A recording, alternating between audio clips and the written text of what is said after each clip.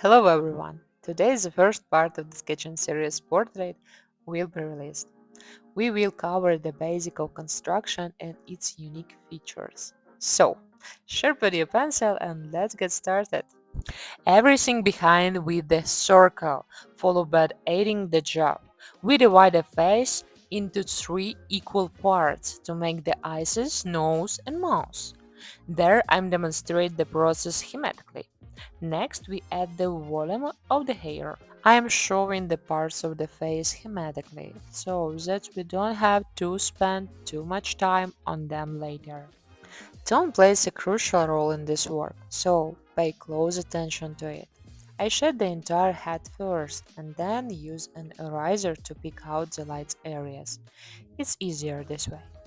Make sure to notice the light source direction as all shadow must align with it. A drawing should have only one brightness and one darkness put. Everything else is a gradation of tone. Overall, you can think of the head schematically as a sphere with a light side, a shadow border, the cheekbones in this time, and a shadowed area behind it. Let's talk about the materials I use.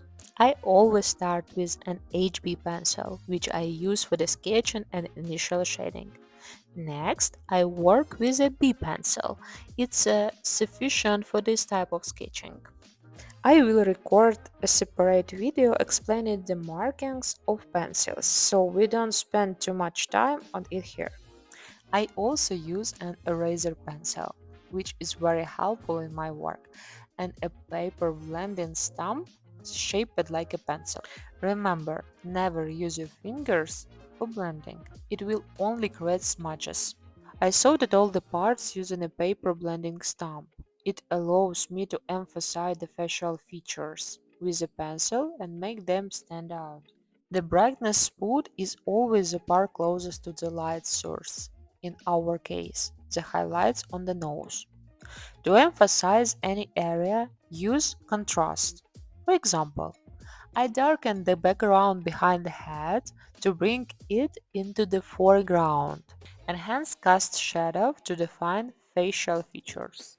The final details are the most important because we sorted everything and use an eraser to highlight the brightness areas on the hair and along the facial lines. In the next video, we will talk more about shading.